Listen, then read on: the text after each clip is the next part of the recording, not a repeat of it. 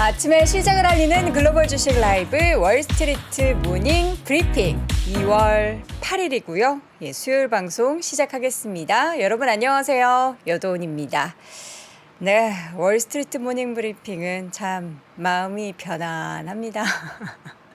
방송을 할 때마다 우리 시청자분들의 이제 따뜻한 온기가 느껴지는 방송이라는 것을 제가 요즘 새삼 깨닫고 있습니다. 늘 이제 저희 방송 전부터 정말 많은 분들이 함께 이제 좋은 아침을 외쳐주시고 힘찬 아침을 시작하기 위해서 열심히 댓글도 남겨주시고 또 지금 출근 준비도 하고 계신 분들 있으실 텐데요. 늘 감사드리는 마음을 요즘에도 새삼 느끼고 있는 여도은입니다. 자, 여러분 어떻게 밤사이에 시장 흐름을 파월의장 그 연설이나 그 내용들 보신 분들 있으신가요? 어제 한 새벽 우리나라 시각으로는 2시 반 정도에 진행이 된 걸로 알고 있는데 시장의 움직임을 봐도 파월의장의 발언에 따른 좀 변동성이 있기는 했습니다. 장중에 왔다 갔다 변동성이 있기는 했지만 결국에는 상승 흐름으로 마감이 됐다라는 거 말씀을 드립니다. 잠시 후에 자세한 마감 상황 전달을 해드리도록 하겠고요. 네, 심층 인터뷰 오늘은 채슬리 투자자문 최일호 상무와 함께 또 지금까지 2주 동안의 시장에 어떠한 변화가 있었는지 요목조목 짚어보도록 하겠습니다. 또 오늘도 월가의 소식은 미국 주식에 미치다 이항영 전문위원과 함께 하도록 하겠습니다. 네, 주무시느라 못 봤다라는 말씀. 그냥 주무시는 게 맞습니다. 굳이 찾아본다고 해서 우리가 당장에 주식을 팔고 또 사고 하는 것을 하지는 않잖아요. 물론 이제 단기적으로 매매하시는 분들도 있으시겠지만 그렇지 않으시다면 주무시는 게 좋습니다. 네, 클로징 벨 많이 힘드시죠? 네, 울고 싶습니다. 여러모로 다양한 의미의 힘듦이 있는데 다 적응하는 건 힘들죠. 새로운 프로그램을 이제 시작을 하고 하는 거는 쉽지가 않죠. 잘 적응해서 해보도록 하겠고요. 월스트리트 모닝 브리핑. 자, 여러분 뉴욕 증시 마감 상황부터 전달을 해드리도록 하겠습니다. 3대 지수는 앞서 말씀드렸듯이 파월 의장의 연설 그 즈음에서 매파 비둘기파 여러 가지 시장에서는 심리적인 영향을 받으며 변동성이 있긴 했지만 그러고 나서 계속해서 상승폭을 확대하면서 3대 지수 모두 강세권 마감이 됐습니다. 나스닥 지수가 1.9%까지 상승폭을 확대하는 모습들 연출이 됐고요. 하루 만에 다시금 200포인트 넘게 오르면서 12,000선을 회복을 했습니다. 다우지수도 0.78% 오르면서 34,000선을 넘어섰고요. S&P 500 지수는 1.29% 오르면서 4,164포인트 선 마감을 했습니다. 파월 의장의 발언이 어제 밤사이에는 가장 큰 화두가 됐는데요. 내용을 정리를 해드리도록 하겠습니다. 지금 제가 자막에는 한마디로 얘기해서는 아무래도 지금 갈 길이 멀다라고 이야기를 했습니다. 갈 길이 멀다라는 말에는 여러 가지 함의가 있겠죠. 내용들을 보면요. 비슷한 내용들을 이야기합니다. 인플레이션 관련해서는 디스인플레이션에 대한 단어를 밤사이에도 언급을 했고요.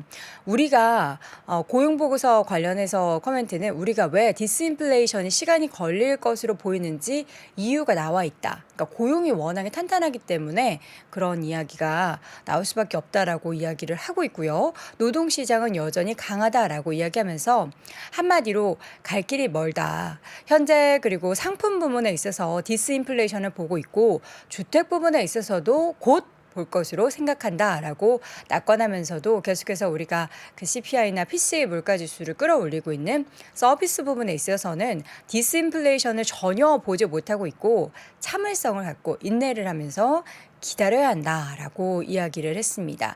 또 우리는 항상 이야기하죠. 데이터에 의존해서 그 지표에 따른 반응으로 전략을 마련할 것이다 라고 이야기했고요. 이 발언은 사실 굉장히 외파적이라고 볼 수 있죠.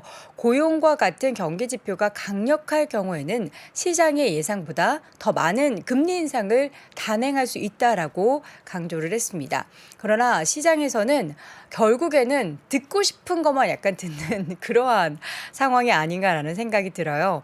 파월 의장의 발언을 계속해서 이제 들으면서 하락했지만 이를 소화하면서 장 막판에는 인플레이션 하락에 더 방점을 두는, 결국에는 인플레이션이 하락하는 기조가 나타나면 연준에서도 금리 인상을 더 이상 하지 않을 것이고 뭐 더 확대 해석을 한다면 피봇에 대한 가능성도 기대를 하는 거죠.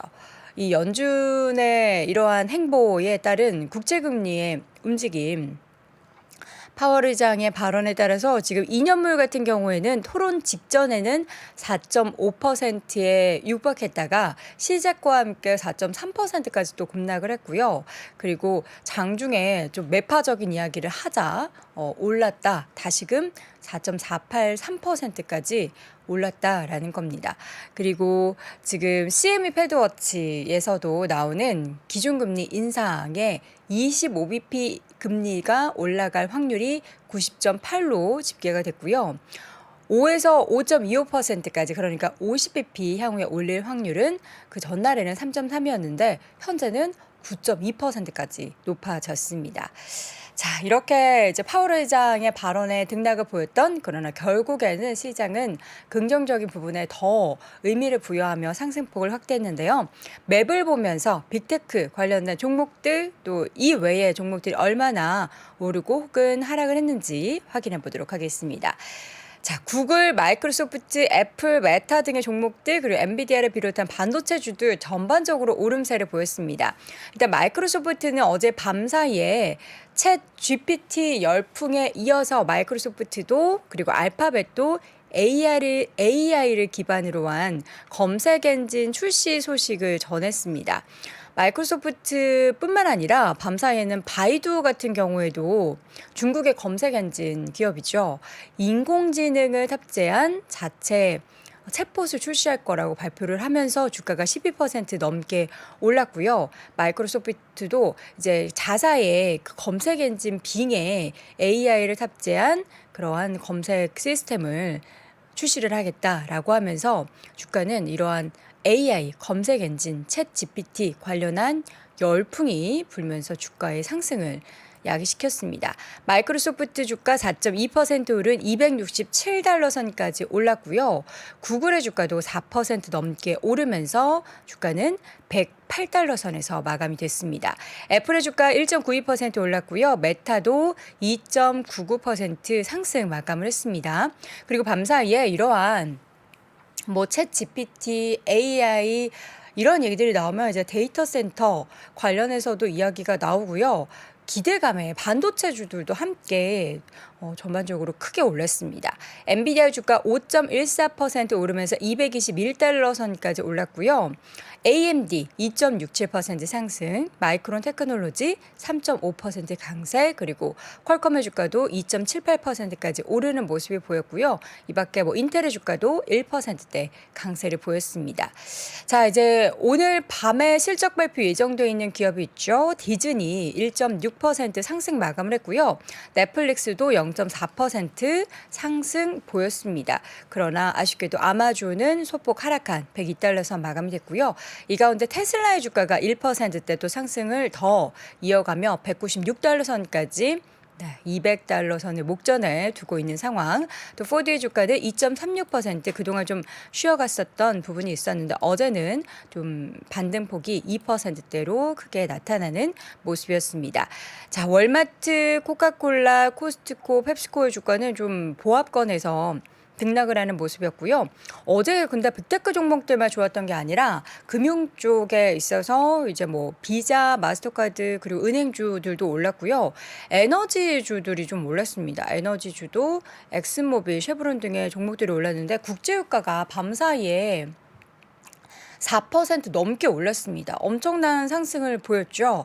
WTI 기준으로 77달러, 배럴당 77달러를 넘어서면서 엑슨모빌, 쉐브론의 주가는 각각 2%대 강세 보였고요. 코노크필립스의 주가도 4% 넘게 오르는 모습이 나타났습니다. 개별적인 종목 몇 가지 좀 소개를 해드리자면요. 줌비디오 같은 경우에는 15% 직원 감축 계획을 발표를 했습니다. 이와 함께 주가가 9% 넘게 올랐고, 로키드 마틴의 경우에는 크레딧 스위스에서 이 종목에 대한 투자 의견을 언더퍼폼에서 아웃퍼폼으로 상향 조정을 했습니다. 그러나 주가는 1% 안팎의 하락세를 보였고요. 그리고 베드베스앤비욘드가 사실 이제 뭐 상장 폐지에 대한 이야기까지 나오는 가운데 10억 달러 투자 이 모집을 한다라는 소식을 발표한 후에 주가가 30% 급락을 했습니다. 지금 현재 주가는 어떤지 좀 보도록 하겠습니다. 베드베스앤비욘드 티커명은 BBBY죠. 현재 장중에 48%까지 급락을 했고 지금 애프터마켓에서는 2.6% 반등을 하고 있지만 주가가 크게 하락했다. 그리고 게임주, 우리나라에서 요즘에 이제 게임주에 대한 실적 관심이 많은데요. 액티비전 블리자드가 실적이 매출이 기대치를 상회하고 주가가 2% 넘게 올랐는데요. 지금 35억 7천만 달러의 매출을 기록했고 예상치가 31억 6천만 달러였는데 이를 상회하는 그런 실적을 발표하면서 주가가 오르는 모습을 보였습니다. 자, 이렇게 해서 전반적인 뉴욕 증시 분위기 쫙 확인했는데 여러분들은 어떻게 좀 체감을 하셨는지 모르겠습니다.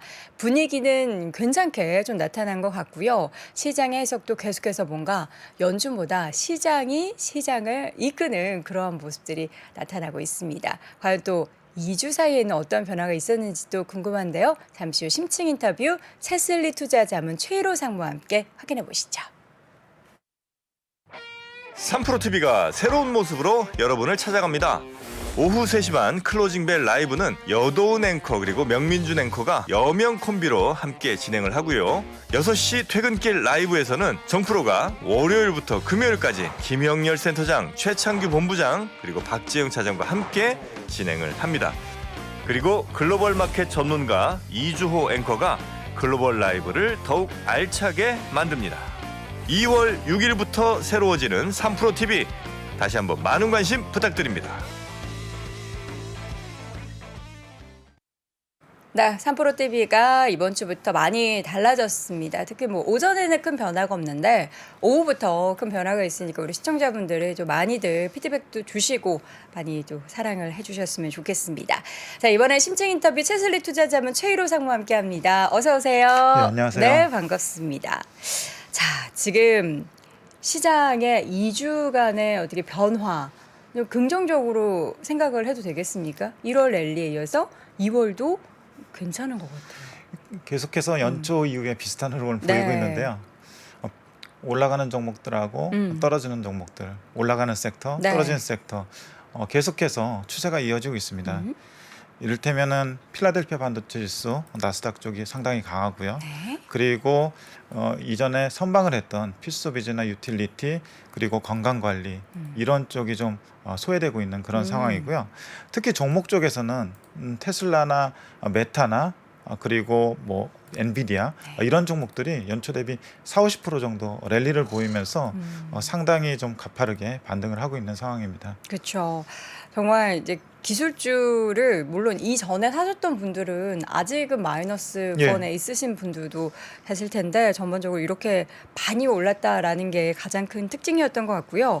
앞서서 이야기했을 때 우리가 미국 시장의 회복은 매크로 변수의 정상화가 이끌 것이다라는 말씀을 해주신 적이 있는데 예. 그 의견에는 어떻게 변동이 없으신 건가요? 예, 그 의견에 여전히 변함이 없고요. 네. 물론 계속 체크해 나가야 될 것 같고 시간이 좀 필요할 것 같은데 이를테면 물가 정상화나 경기 연착륙 이런 것들이 금리 안정을 이끌고 그리고 달러도 강세가 완화가 되고 그러면서 실적도 정상화되고 밸류에이션이 정상화되면서 시장의 회복은 그 보이지 않게 살살 이루어질 거로 보고 있는데 최근에 좀 섹터별로 좀 차별화 정도가 심해가지고 그런 부분들에 대해서 지금 너무 오른 거 아니냐라고 우려를 하시고 있을 수도 있지만 그럴수록 조금 더 데이터에 집중해서 그 대응을 해 나가신다면 더 좋을 것 같습니다. 네. 자, 그러면 데이터에 집중을 좀 해보도록 하겠습니다. 최근에 나왔던 이제 물가 관련된 지표부터 좀 리뷰를 한번 들어볼까요? 예, 연준이 가장 물가에 대해서 신경 쓰는 데이터가 네. 고용 관련 비용인데요. 그 연준의 그 FOMC가 열리기 전에 고용 비용 지수라는 그 지표가 발표가 됐는데 이 지표가 상당히 고무적으로 나왔습니다. 분기별로 발표하는 지수인데 계속해서 하락하는 추세가 보이고 있고요. 그리고 지난주에 발표된 고용 관련 지표 중에서 임금 상승률이 있는데 임금 상승률도 서서히 둔화되고 있는 그런 모습이라서 한편에서는 고용이 굉장히 탄탄하기 때문에 이것이 인플레를 이끌 수 있다는 우려도 있지만 실제로 물가 차원에서 보면은 연준이 가장 우선시하는 그런 부분이기 때문에 임금 상승률이나 고용 비용 지수가 이렇게 하락하고 있다 또는 상승률이 둔화되고 있다는 것은 고무적인 사실인 것 같습니다. 네. 물가에 영향을 미치는 게 사실 이제 임금 상승률이 가장 큰데 예, 근데 보면은 그 임금 상승률이 많이 올라갔다고 해도 예, 인플레이션이 그보다 더 높으면은 예. 실질적으로 미국 국민들은 뭐 고용 저렇게 뭐 많이 돈 준다는데 나는 왜 이렇게 힘들지 이렇게 체감하는 예. 국민들도 많을 것 같아요. 예. 그래서 그런 부분들이 임금 상승률 이외에 다른 그 서비스 물가나 상품 물가들이 떨어지면은 네. 같이 그 임금 상승률보다 물가가 더 떨어지거나 그에 준하게 같이 갈 수 있기 때문에 그 부분은 이제 연준이 신경이 쓰는 거고 네. 지금 계속해서 파월 의장도 디스인플레이션의 초입 국면에 들어갔다고 하는 거는 인플레 둔화 심리에 상당히 긍정적인 영향을 줄 것 같습니다. 네. 자, 그러면 이제 경기 관련된 지표로 고용 시장은 여전히 뭐 뜨겁고 그 뜨거운 열기는 식지 않아서 사실 뭐 경기의 연착륙을 야기시킨다거나 하는 긍정적인 효과도 있긴 하지만 예. 전체적으로 PMI의 일부 반등 이러한 부분은 좀 어떻게 좋은 건가요? 지금 제조업 PMI고 네. 서비스업 PMI 이번 달에 발표된 거 보면은 제조업 쪽에서는 여전히 그 수축 국면인 47.4를 기록을 하고 있고요. 서비스업 PMI가 갑자기 수축 국면에서 확장 국면으로 바뀌었어요. 그래서 전환이 됐는데 네. 55.2를 기록을 했습니다. 너무 많이 올랐나요? 그래서 지금 리오프닝 이후에 제조업하고 서비스업의 차별화가 진행이 되면서 네. 제조업보다는 서비스업이 좀 강한 면모를 보이고 있고요. 그리고 물가 쪽에서도 이 서비스업 물가에 대해서 그런 부분에 있어서 좀 더 신경을 쓰이는 부분이긴 한데 어쨌든 물가와 그 경기 자체를 갖다가 이전에는 경기가 너무 좋아지면 물가가 다시 올라가는 거 아니냐라고 생각했던 그런 그 연준의 어떤 태도 자체가 네.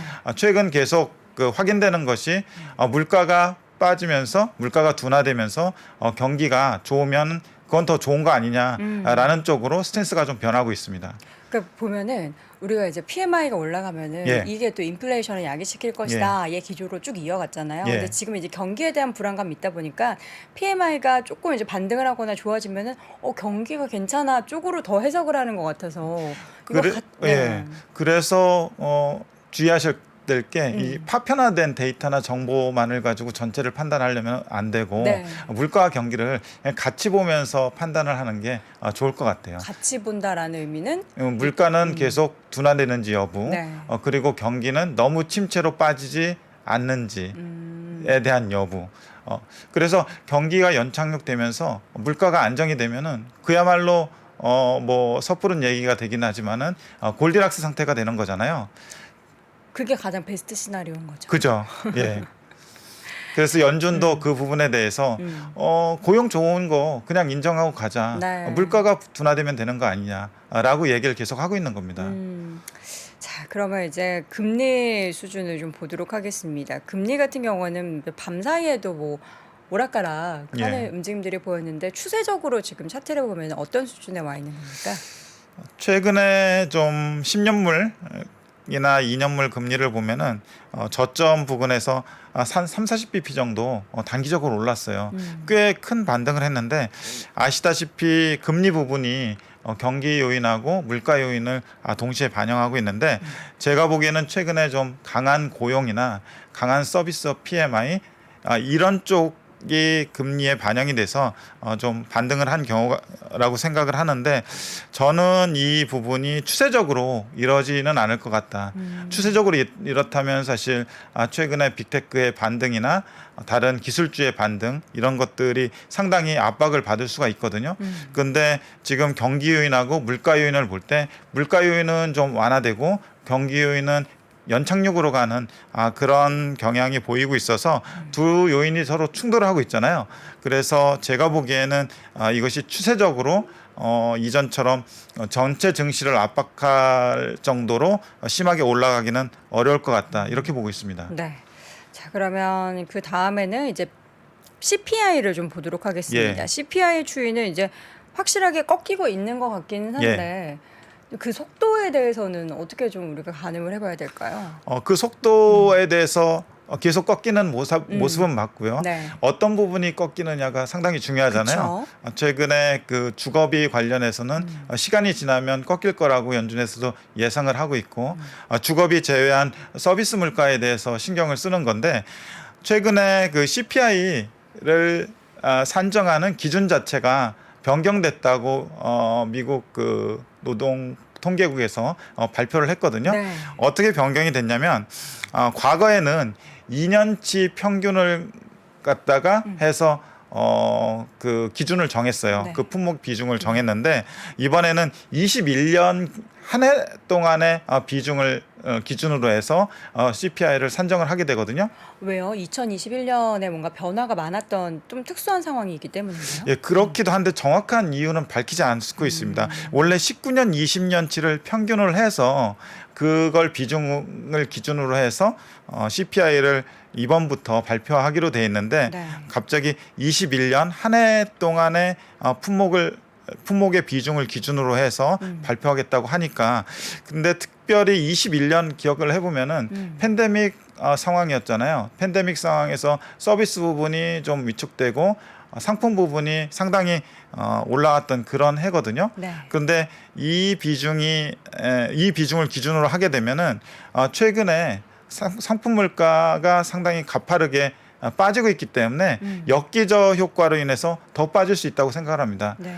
즉 그 전체 CPI 물가의 하락을 좀 더 가속화시키는 요인이 이 기준 변경으로 인해서 일어날 수 있다고 생각을 하는데 2월 14일 날 CPI가 발표를 하거든요. 네. 지금 시장에서 형성되는 컨센서스는 헤드라인 기준으로 6.2% 그리고 코어 기준으로 5.5% 그래서 전월 대비 각각 6.5% 5.7%에 대비해서 빠지는 현상이긴 한데 이런 기준 변경으로 인해서 제가 보기엔 이 컨센보다 최소한 높게 나오기는 어렵다 이렇게 보고 있습니다. 네.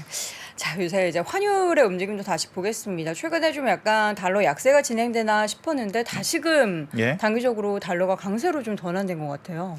그렇다고 하더라도 고점에서 보면 한 10% 정도 빠져 있고요. 네. 그 추세를 다시 이제 강세로 전환시키기에는 연준의 스탠스에 따라서 영향을 받게 되는데 그 스탠스 자체가 좀 누그러지고 있기 때문에 제가 볼 때 다시 강세로 가서 정고점을 뚫는다. 이거는 좀 상상하기는 어려울 것 같고요. 최근에 분기별로 그 달러 지수의 평균을 내보면은 2022년 1분기부터 해서 2분기, 3분기, 4분기 이 달러 강세의 강세의 정도가 굉장히 가팔랐습니다. 그런데 2022년 3분기부터 해서 고점을 찍고 피크아웃하는 모습이 보이고 있고요. 최근에 빅테크들 실적 발표하면은 좀 안 좋게 나왔었잖아요. 네, 달러 그 중에서 영향으로. 공통적으로 거론되는 것이 달러 강세로 인한 매출의 부정적 영향이었는데 그 부정적 영향 정도가 애플, 넷플릭스, 알파벳부터 해서 대표적인 빅테크들이 받은 정도가 한 마이너스 3%에서 많게는 한 8% 정도 오. 부정적 영향을 받았어요. 그런데 지금 그런 고점도에 10% 빠졌으면 이제 다음 분기 1분기 실적에서는 이게 다 플러스 전환되는 거예요? 바로 그거죠. 그래서 이게 바로 이제 플러스 전환된다고 보기는 어렵고 이게 더 빠져야 되는데 네. 이렇게 그 달러 강세로 인한 매출의 둔화 그리고 이익의 둔화 이런 국면은 서서히 지나가고 있다. 이렇게 보시면 될 것 같고 여기 달러 강세에 기울기 자체가 상당히 꺾이고 있다는 모습만으로도 이 빅테크 기업들의 실적에 좀 고무적이지 않을까 이렇게 보고 있습니다. 네. 자, 그러면 이제 지금 실적 발표가 계속해서 진행이 되고 있는데 예. 지금까지 쭉 발표된 실적의 내용은 어떻게 좀 평가하고 계십니까? 지금 S&P 500 중에서 한 50% 정도가 실적 발표를 네. 했는데요. 그 중에서 한 70% 정도가 EPS가 컨센을 상향을 하고 상회하는 실적을 발표를 했어요. 네. 근데 제가 그 팩트셋에서 매주 나오는 자료들을 이렇게 분기별로 EPS를 추정해 놓은 자료들을 이렇게 계속 평균인 보는데 거예요? 이게 전부 S&P 500의 더해서? 그 합산입니다. 합산 EPS인데 지지난주까지만 하더라도 이 분기별 EPS가 2022년 4분기에 바닥을 찍고 그 다음부터 올라가는 쪽으로 형성이 돼 있었어요. 근데 지금은 아니네요. 예, 1분기 그렇죠. 더 내려가네요. 가장 주요한 이유가 지난주에 빅테크들 실적 발표에서 실적 자체가 좀 더 무디게 나왔었잖아요. 그 영향으로 인해서 1분기, 2분기 쪽까지 영향을 주지 않았나 이렇게 생각이 드는데 지금 현재 상황으로 보면은 분기별 EPS 컨센은 23년 1분기 올해 1분기에 바닥을 찍고 그 다음부터 좀씩 턴어라운드하는 쪽으로 형성이 돼 있다. 이렇게 보시면 될 것 같고요. 아직 그 2022년 4분기 실적 발표가 끝나지 않은 상황이라서 이거는 좀 더 지켜봐야 될 사안이라고 생각을 합니다. 네. 자, 그럼 이제 업종별로 볼 텐데 예. 작년과 올해의 EPS 성장률을 비교해 보자면 에너지 쪽에 있어서는 마이너스가 지금 예상이 되고 있는 거네요. 1분기에. 이게 작년하고 올해 전체하고 실적인데 그러니까 시장에서 형성돼 있는 컨센서스인데 네. 작년에 에너지가 굉장히 좋았잖아요. 에너지 이익이 재작년에 비해서 작년에 굉장히 좋았죠. 네. 이를테면은 149.5%, 150% 정도의 폭발적인 이익 증가가 있었다면 올해는 그런 여건은 아니잖아요. 그런 여건은 아니기 때문에 작년 대비해서는 한 16% 정도 이익이 줄 거다. 감익을 할 거다. 이런 내용이고요. 뭐 마이너스가 난다 이런 내용은 플러스긴 아닙니다. 하지만 작년 대비해서는 예, 줄어들 그렇죠. 것이다. 그 반대편에 있는 그 섹터들이 경기 소비재나 반도체나 금융이나 커뮤니케이션 이런 섹터들인데 다 안 좋았잖아요 작년에. 네. 아시다시피 주가도 안 좋았고 실적도 안 좋았고 그런데 올해 같은 경우는 작년에 안 좋았던 이런 섹터들이 네. 이익이 다시 회복하는 국면으로 돌입한다라고 시장에서는 좀 보고 있는 거죠. 보면은 이제 지금 앞단에 있는 경기 소비재, 반도체, 금융, 커뮤니케이션 예. 쪽의 종목들이 예. 올 초에 그 반등의 폭도 굉장히 컸잖아요. 예. 그럼 상무님께서 보시기에는 주가에 이러한 기대감이 좀 미리 선반영 됐다라고 보시나요? 당연하죠. 아, 그래요? 왜냐하면 이런 기업들이 선반영되면 안 되는데. 어려움을 겪었던 네. 것이 매크로 변수 때문에 상당히 어려움을 겪었잖아요. 네. 그런데 올해 초부터 매크로 변수들 계속 체크를 하다 보면 그런 변수들이 좀 완화됐고 네. 지금부터는 사실은 추가적인 주가 상승을 보여주기 위해서는 완화된 매크로 변수 하에서 어떤 기업들이 잘하나 누가 잘하나의 게임이 될 것 같아요. 그래서 잘하는 기업과 못하는 기업들이 완화된 매크로 변수 하에서 주가 차별화를 보일 것이다. 이렇게 보고 있습니다. 선반영 됐다라고 하니까 약간 마음이 좀 그 선반영 자체가 네. 그 어느 정도 선반영인지는 모르는 거죠. 아. 이게 주가라는 게 네. 사실은 고잉 컨선, 그러니까 연구 기업을 기업이 영구적으로 존속한다는 거를 전제로 하는 거잖아요.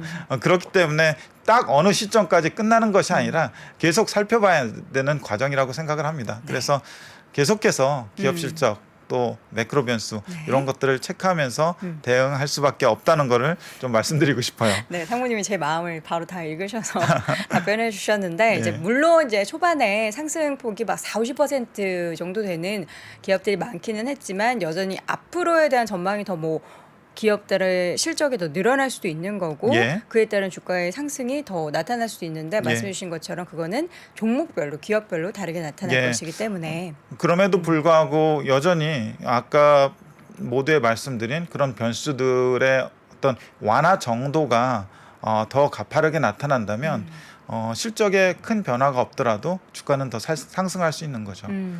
알겠습니다. 예. 자, 마지막으로 지금 우리 시장이 아니죠. 미국 시장의 예. S&P 500 기준으로 밸류에이션 좀 체크를 해보도록 하겠습니다. 지금 최근에 그 주가 상승으로 인해서 밸류에이션이 좀 올라왔어요. 거기다가 빅테크들 실적 자체가 좀 둔하게 나오면서 그게 앞으로 가이던스에도 영향을 줬고 시장 컨센에도 분명히 부정적 영향을 줬을 것 같아요. 지금 S&P 500의 PER 기준으로 18.5배 거래되고 있는데 네. 이 18.5배가 5년 평균하고 비슷합니다. 10년 평균은 17.5배라서 10년 평균에 비해서는 좀 비싼 수준입니다. 그렇지만 이 지금 현재 형성되고 있는 18.5배가 영원할 것이냐? 그건 또 아니죠. 계속해서 그 금리 수준하고 네. 그리고 이익 레벨이 변하면서 이 PER 수준도 변할 텐데 이를테면 당장 어떤 기업들이 좋아지고 계속 실적이 개선돼서 이익 레벨 자체가 올라가게 되면은 이 PER 수준은 또 떨어지게 돼 있고요. 그리고 또 금리 수준이 좀 더 빨리 안정이 되면은 우리가 부여할 수 있는 PER은 더 높아지는 거죠. 그렇죠. 예. 그래서 이 수준만 가지고 투자 판단을 하기에는 좀 그렇고요.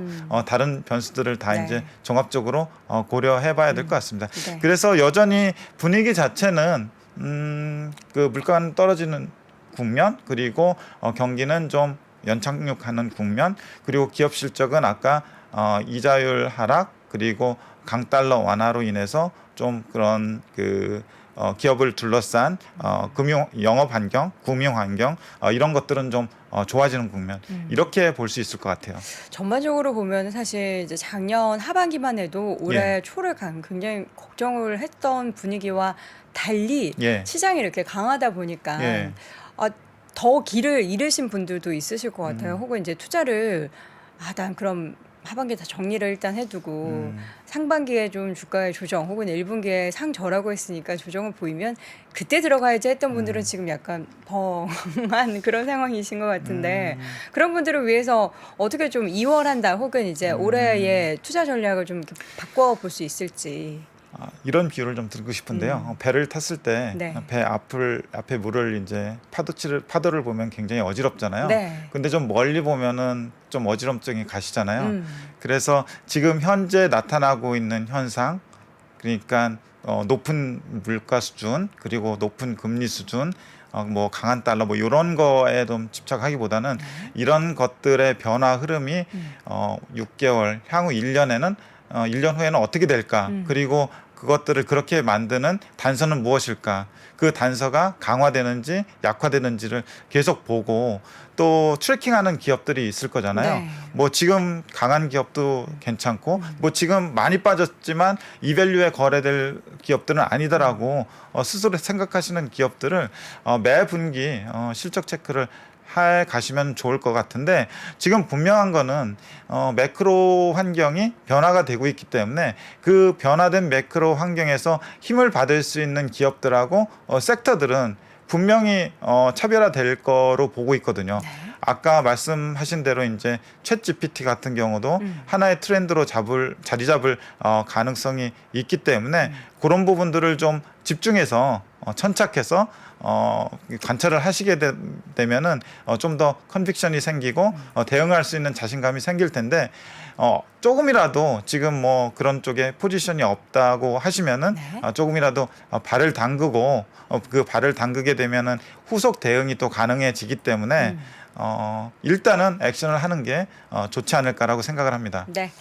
알겠습니다. 자, 시장의 올 초의 변화에 따른 전략에 대해서도 간단히 말씀을 들어봤습니다. 오늘 이 시간 심층 인터뷰 최슬리 투자자문 최일호 상무와 함께했습니다. 고맙습니다. 감사합니다. 임자 3프로 TV랑 백년 화편이랑 참 똑같은 거 알아? 암만 알죠. 참 잘들 만들어. 3프로 콘텐츠도 그렇고 백년 화편은 쫄깃쫄깃 떡맛이 참 좋고 또 락샤리 하자뇨. 3프로 내용이랑 백년 화편식 재료가 얼마나 고급진데. 무엇보다 참 성실들혀. 매일 새 콘텐츠 올려주고 매일매일 당일 만든 떡만 배송하자뇨. 떡상하는 그날까지 백년화편. 변화무쌍한 시장에서 살아남기 위해서 쉼없이 달려온 여의도 라이프. 속이 답답할 때 저는 늘 부채표 가스화를 찾습니다. 묵은 체증까지 한 번에 싹. 일이 잘 풀리지 않아서 답답한 직장인들을 위해 125년 역사 동화약품이 자부심으로 만듭니다. 한국인의 속을 시원하게 풀어주는 부채표 가스활. 내 속의 활기가 필요할 땐 부채표 가스활로 속 시원한 하루 보내보시죠. 직장인 여러분, 우리 업계 한번 확 펴시죠. 부채표 가스활은 편의점 온라인에서 만나실 수 있습니다. 월스트리트 모닝 브리핑은 한국투자신탁운용과 함께합니다. 네, 월스트리트 모닝 브리핑 함께하고 있는 시각 7시 7분 지나려고 합니다. 7시 6분이고요. 자, 이번에는 월가의 소식 미국 주식에 미치다 이항영 전문위원과 함께하도록 하겠습니다. 어서 오세요. 네, 안녕하세요. 네, 이항입니다. 반갑습니다. 네. 어제 뭐 새벽에 변동성이 있긴 했지만 이렇게 반등을 한 건 시장이 정말 네. 좀 좋은 부분을 많이 보는 것 같아요. 긍정적인 부분으로 어저께 이제 해석을 하고. 장우석 부사장 만났는데 네. 어떻게 생각하냐고 물어보더라고요. 네? 그것도 많은 사람들 또 질문하는 사람도 계세요. 이거 어떻게 될 거냐고 긴장된다 얘기하시는 분도 있고 큰일 나다 뭐 새벽에 봐야 된다 얘기하는데 좀 그랬어요. 그럼 뭐하러 보시냐고. 왜냐하면 제롬 파월 의장 같은 분들은 항상 가장 공식적인 것은 FOMC에서 얘기하는 게 가장 핵심이거든요. 그렇죠. 그 전에 뭐 다른 소리를 하려면 진짜 이상한 사람이잖아요. 그래서 제가 봤을 때는 복붙입니다. 복붙 네, 복사 붙이기 연설 내용 지난주랑 비슷했죠. 다른 게 하나도 없다 그러죠. 똑같았습니다. 데이터를 강조한 것도 마찬가지죠.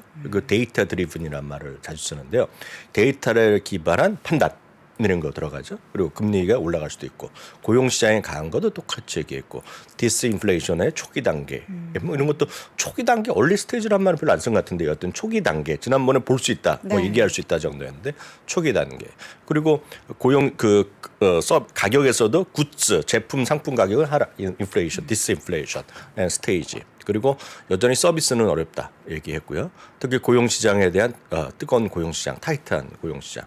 그래서 이번에도 고용시장이 계속 이렇게 뜨겁고 그러면 서비스 쪽에서의 그런 물가 상승 압박 둔화가 어렵다. 물가 하락세가 어렵다. 그러면 결국은 금리 또 올릴 수밖에 없다. 뭐 이런 얘기를 했기 때문에 제가 봤을 땐 복부시라고 보고 있어요. 그래서 많은 분들 우리나라 유튜버들 대단합니다. 그래서 뭐 동시통역하시는 분도 있고 그러더라고요. 새벽에요? 네, 오늘 아침에 보니까 그래서 격려의 박수 보내드리고요. 여러분들 보셨을 텐데 제가 봤을 때는 내용은 복부셨다. 네. 그러니까 저는 물론 복부시라고 하면 안 되니까 뭔가 찾겠죠. 의미를 찾겠으나 제가 봤을 때 똑같은 거기 때문에 앞으로도 그런 가장 중요한 것은 연준에서의 회의 끝나고 FOMC 끝나고 이후가 가장 중요한 거고 그 외에는 큰 의미는 없다라고 보셔야 되겠어요. 제가 봤을 때는 파월은 항상 그랬어요. 그래서 최근에 계속 몇 년 동안 똑같은 톤이었기 때문에 너무 긴장하실 필요 없다고 보여야 되겠고요. 주가는 뭐 똑같이 또 일제히 반등하는 뭐 말이 나올 때 뭐 서비스 인플레이션이 여전히 어렵다 얘기하면 좀 내리다가 그리고 금리 인상 좀 이어질 수 있다 얘기하다가 지금 미국 경제도 견조하다 얘기하면 또 올라가고 그래서 똑같은 흐름이었다라고 이해하시면 되겠습니다. 그나마 다행이었죠. 3일 만에 나스닥이 다시 2%대 반등을 성공했습니다. 그리고 S&P 500도 1.6%. 그래서 S&P 500이 한 100포인트만 더 올라가면 이거는 또 불마켓에 또 진입할 수 있는 것이 되겠고요. 100포인트밖에 안 남았어요? 네, 100포인트밖에 안 남았어요. 그리고 3,420포인트 정도 되면서 다우지수는 0.8% 정도 올라가는 모습을 보인 것이 시장의 특징이었습니다. 딱 요거죠, 요거. 제롬 파월 의장 그날랑 똑같은 인자한 모습 사진을 구해왔는데요. 이겁니다. 인플레이션 둔화 시작됐지만 매우 초기고 상품 분야에서 시작됐고 서비스는 아직 이르고 주택도 곧 꺾일 거라고 네, 이야기했더라고요. 네. 매우 강한 고용 시장이 여전히 부담이고 데이터 기반한 통화 정책 재확인했다. 그래서 제가 봤을 때 뭐 원론적이죠. 다음 주에 무슨 말 해도 똑같은 얘기 나올 테니까 너무 긴장하지 마시고요. 물론 미국 현재 계신 분은 보실 수 있지만 한국에 계신 분은 뭐 새벽까지 일어나서 굳이 뭐 네. 나중에 봐도 됐다. 저 다음 주에 또 만약 하더라도 네. 똑같은 소리 할 것 같아요. 네. 자, 금리 움직임이 뭐 단기적으로는 좀 변동성이 있기는 했어요. 네네. 다만 이제 말씀드렸다시피 금리 추가 인상 가능성이 분명히 있거든요. 네. 열려 있기 때문에 3월달에 소위 나오는 점도표에서 조금 더 올릴 가능성을 우리가 배제할 수는 없어요. 그래서 최소한 낮아지기는 어려워진 국면이다라고 보셔야 되겠죠. 네. 오늘 10년물 금리 올라갔고요. 다만 달러로는 거의 움직임이 없었습니다. 보합 정도였고요. 금 가격도 보합 정도. 그래서 어제 그제는 추이에 좀 변함이 없겠고요. 금리만 실세금, 시중금리만 조금 올라가는 그 정도의 모습이었습니다. 그래서 그 정도의 흐름이 좀 이어졌다라고 보셔야 되겠습니다. 챗 GPT 요거 이야기부터 먼저 하실 예정이시네요. 빙. 저는 사실 이거를 잘 안 써가지고 많은 미국 분들이 쓰시나요? 점유율로 보면 네. 지금 구글이 조금 줄어들었죠. 이거는 통계로 나오기 때문에 뭐라 할 수 네. 없어요. 조금 줄어들었고요. 빙이 조금 늘어난 건 사실입니다. 그래서 왜냐하면 익스플로러나 이런 거 해갖고 바뀌었잖아요. 그래서 그 엣지로 바뀌었지 않습니까? 네. 익스플로러는 없애버리고요. 그 엣지를 바뀐 다음에 계속 물어보잖아요. 이거 주 검색 엔진을 쓰겠냐? 저는 제 계속 컴퓨터에는 딴 걸 설치하면은 안 돼요. 그래서 어쩔 수 없이 엣지를 써요. 뭐 방법은 다 있을 텐데 여하튼 네.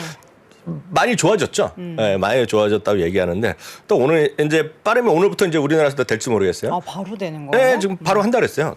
순차적으로 다 한다 그랬고 네. 모바일도 곧 한다 그랬는데 이제 간단한 거죠. 빙이랑 챗 GPT가 합친 거죠. 그래서 화면이 이렇게 나온다고 합니다. 저도 들어가봤더니 아직 안 되던데요.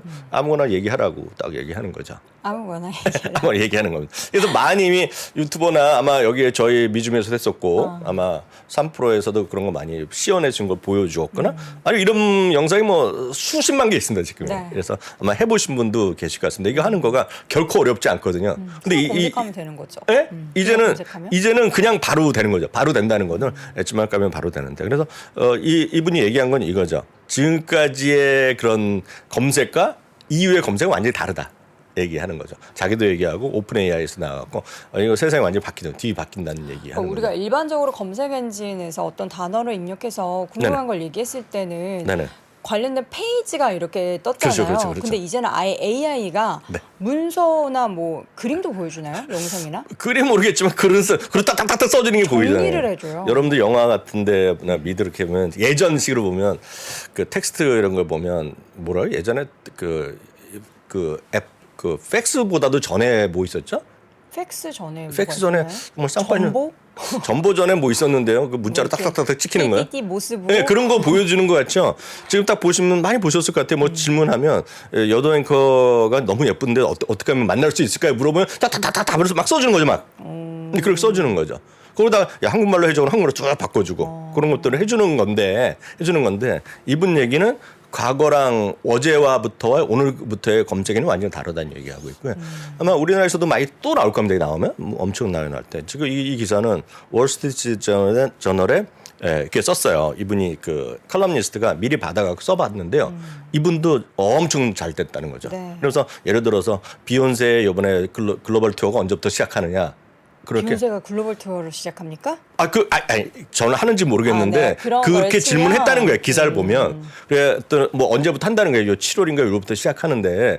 그러니까 이분이 또 그러니까 야, 나 좀 표 좀 사줄 수 있냐 그랬더니 딱 재미나게 나 돈이 없어서 못 사죠. 뭐 그런 얘기 했다는 거예요. 그게 이제 그렇게 나오는 건데 이게 엄청 대단한지 안 하는지는 각자 써보시고 나중에 판단할 수는 낼 것 같은데 그래서 구글은 야 이거 아무것도 아니다 얘기하는 거고 네. 자기네도 할 수 있다라고 바드라고 하는 거죠. 그래서 그 이름이 어프렌티스 바드잖아요. 어프렌티스가 견습생이잖아요. 그러니까 그렇게 얘기한 거는 야 지금 걔네 우리나라 비슷한 수준이 똑같다고 얘기하는 거고 오늘 바이두도 얘기했잖아요. 자기네 했잖아요. 네. 네이버는 안 하겠습니까? 네이버도 또 하겠죠. 네이버도 한다고요. 네, 다 하는 거예요. 그러니까 누구나 다. 근데 말로는 이 수준이죠. 근데 뭐 어떤 결과가 정말 만족하냐는 거죠. 근데 이게 똑같이 뭐냐면 여러분들이 실이나 알렉스나 OK 구글 우리나라에서 네이버에서 쓰는 거 많이 있잖아요. 네. 그 AI 스피커들이요. 그것을 물어보면 다 답해 주잖아요. 예를 들어서 내 생일이 언제야? 그러면 생일이 언제? 뭐 얘기해 주고 오늘 음력 생일 그런 거 다 얘기해 주잖아요. 날씨가 어떻니? 그럼 알려. 네, 그런 거 다 해주잖아요. 여러분들 아주 실리한 퀘스천, 아주 재미나는 것도 물어보면 다 대답합니다. 그런 거 있잖아요. 여러분들이 아주 조그마한 애기 있으면 항상 만나면 너 엄마가 좋으냐 아빠가 좋으냐 물어보잖아요. 물어보죠. 많이들 네. 그 이유도 없이 물어보잖아요. 여러분들이 여러분 지금 집에 있는 OK 구글이나 아니면 미국에 있으면 알렉스나 이런 데 물어보세요. 뭐라고 대답하는지. 거기에 대해서는 답변할 수 없습니다. 그렇게 잘 모르겠습니다. 뭐 대답이 이거죠. 뭔가 한다니까요. 제가 보기에는 그쵸. 각자 보시면 알 것 같아요. 그래서 그런 것들인데 자기는 아주 좋다고 얘기하고 있고 뭐 안 이룰 수도 있다 얘기하고 있습니다. 다만 네. 중요한 것은 지금 테크 기업들의 AI가 지금 블룸버그는 제 기사를 골드러시라고 쓴 겁니다. 그러니까 사람들이 엄청나게 여기 언급을 했다는 겁니다. 맞아요. 요번에 어닝콜 할 때 최근에 추이를 보면 AI에 대해서 언급한 수량이 이렇게 많이 늘어났다는 겁니다. 최근에 여기에 기업들은 IBM, 테슬라, 마이크로소프트에서 10개의 기업 정도로 한 거예요. 엄청 늘어났다는 거가 되겠고요. 또 보시면 빅5만 보더라도 알파벳도 이렇게 늘어나고 마이크로소프트는 10배가 또 늘어났어요. 갑자기 확 늘어난 거죠. 메타도 이렇게 늘어가고 애플도 2개가 있고 아마존 작년에 했는데 올해는 안 하고. 그래서 이런 것들이 엄청나게 AI 쪽에 몰려가고 있다는 얘기죠. 근데 그 AI가 정말 돈을 벌지 안 벌지는 그러게요. 수익화가 어떻게 될까요? 가장 비판적으로 보는 분들은 2023년 최고의 밈은 AI다 얘기하는 거죠. 그래서 그게 언젠간 진짜 돈이 되겠죠. 그렇지만 너무 여기에 해서 뭐 국내 주식, 뭐 미국 주식 뭐 다 마찬가지. 일본 주식도 그럴 겁니다. 중국 주식도 마찬가지. AI만 붙으면 막 올라가는 거. 관련주가 많이 국내 주식도 많이 보시잖아요. AI 테마 좀 많이 돌지 않지? 많이 돌고 있죠. 갑자기 좀 무서운 생각이 든 게 이게 일부 챗GPT도 네. 유료화해서 이제 속도가 좀 느리니까 유료화해서 한 20불 받고 한다고 했잖아요. 네네. 근데 우리가 당연히 검색 엔진은 무료라고 생각했던 그동안의 네. 시대와 달리 네. 앞으로는 이게 다 유료화되지 않을까 하는 그런 무서운 생각이 드는데요. 돈이 돼서 유료화돼 갖고 그 마이크로소프트가 돈을 벌면 다행이죠. 네. 다행인데 제가 이제 걱정되는 거는 진짜 꽤 오랫동안 이 업계에 있었거든요. 지나고 나면 그냥 모래성 같이 사라질 것들이 엄청 많을 겁니다. 뭐 이것도 근데 그럴 수도 그러니까 있다. 미국도 마찬가지, 한국도 마찬가지인데요. 예를 들어서 정말 그런 것들이 몇 개 예를 들면 자전거 테마주 기억하실지 모르겠죠. 자전거 테마주 있었죠. 우리나라 4대강 네, 할까요? 4대강 관련 주식들이 있었죠. 그리고 예전에 보면 그 무슨 드라마 하나 히트치면 난리 나는 것들이 있거든요. 가수 뭐 하나 만약에 나는 그런 거 엄청나게 실상이 없는 것들이 많이 하는 거죠. 심지어는 예전에 그 태양의 후예인가요? 네. 태양의 후예 나오면 태양의 후예에 관련된 거 그 회사뿐만 아니라 뭔가 드라마만 발표하면 크게 올라가는 것들이 있어요. 실적에 아무 상관없이. 예를 들어서 그 4대강 때 우리나라 때 보면 무슨 건설이라고 붙은 것들이 있어요. 네. 10배, 20배 올라갔었거든요. 중소형 건설, 네. 지방 건설. 근데 재미나면 그 시기에 여러분들 검색 다트나 들어가서 보세요. 그 2-3년 동안에요. 매출이 늘어나는 게 하나도 없어요. 근데 주가는 10배, 20배 갔거든요.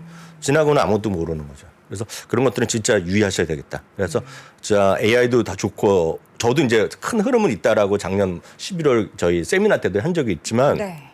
시장에서 종목을 접근하실 때는 진짜 유의하셔야 되겠다. 그러니까 이런 빅테크 기업들은 어쨌든 그들이 이거를 출시를 해서 하는 거잖아요. 근데 이제 관련주라고 일컫는 기업들에 대한 투자는 좀 신중해야 한다라는 말씀이신 거죠? 그 진짜 신중할 정도가 아니라 그건 진짜 트레이딩하고 아마 그런 거 하시는 분들조차 그럴 겁니다. 오래 갖고 갈 마음이 없고 그런 거 얘기하는 뭐 전문가나 이런 분들이 보면 자기 살 마음도 없을걸요? 사는 수가 언제 팔까부터 고민하는 주식이잖아요. 잘 유의하셔야 되겠다 말씀드리겠고요. 알파벳에 이어서 바이두도 대항마를 발표하면서 12%. 네. 이게 갑자기 12% 올라갈 게 뭐 있겠습니까 이게요. 그런 거란 얘기죠 지금 제가 말씀드린 거고요.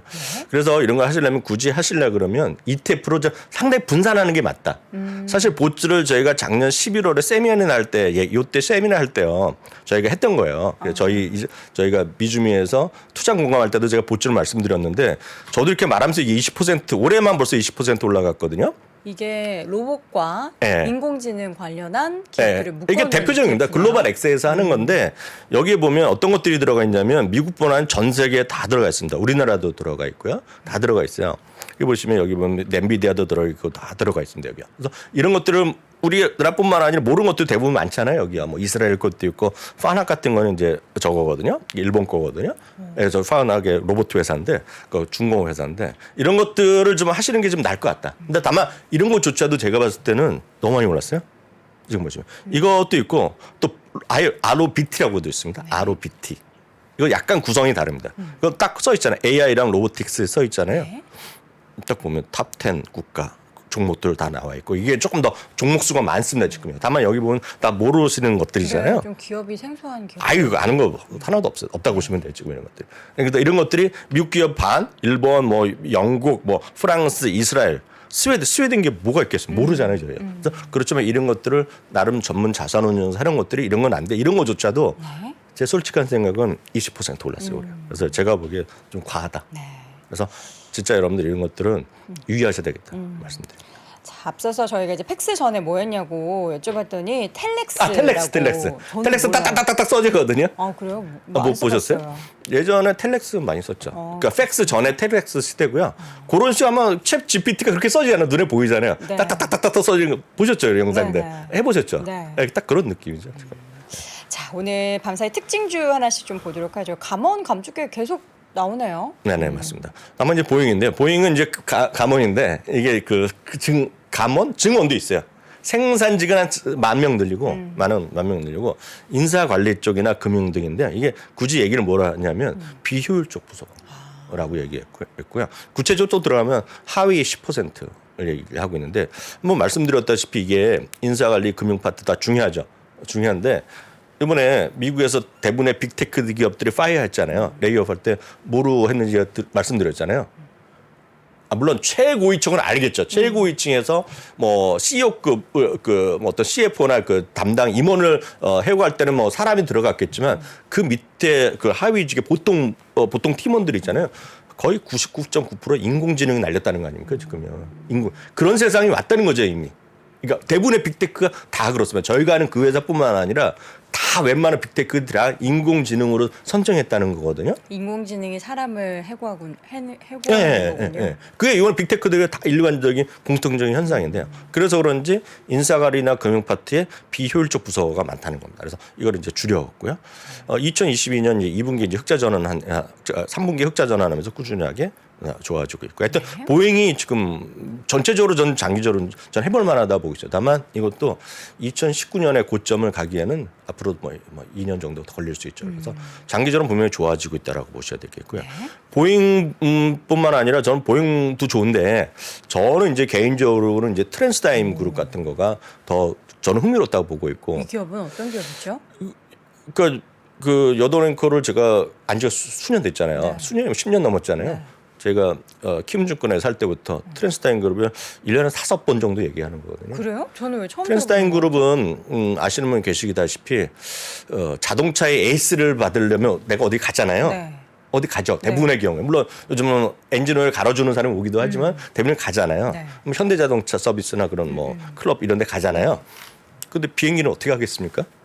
비행기는 항공 그 공항에서 하지 않아요? 네. 근데 물론 그런 데가 하면 야 고장 났다고 보잉으로 본사로 오라고 그럴 수 있겠지만 그런 게 별로 없을 거 아닙니까? 출장 서비스를 하죠. 네, 출장 서비스 하는 곳이 TDG가 전 세계 1위 비행기 AS 하는 기업이다. AS 및 애프터마켓 그런 부품 하는 회사하고 세계 최대 기업입니다. 미국 민항기 플러스 전투기까지.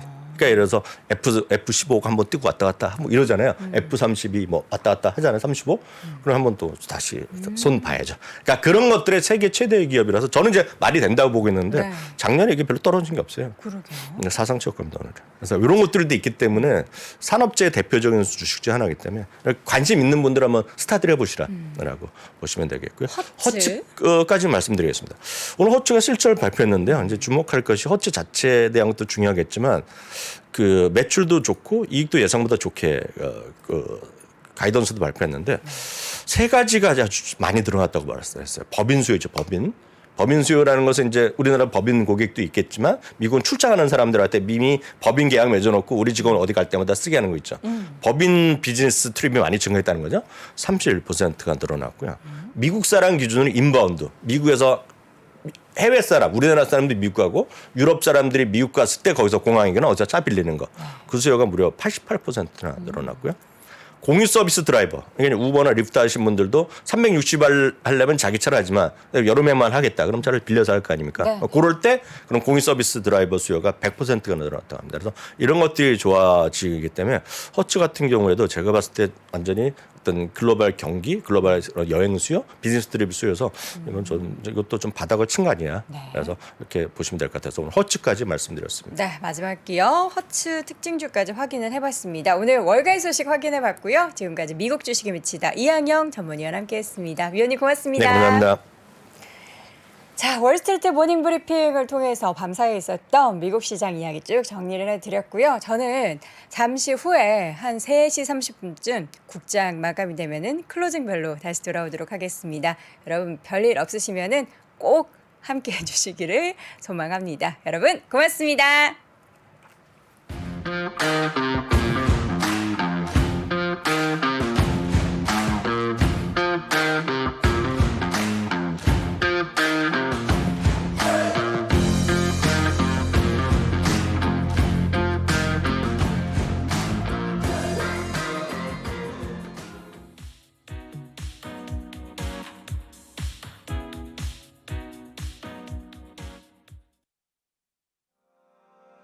장 시작 전부터 종료까지 쏟아지는 수많은 뉴스와 정보들.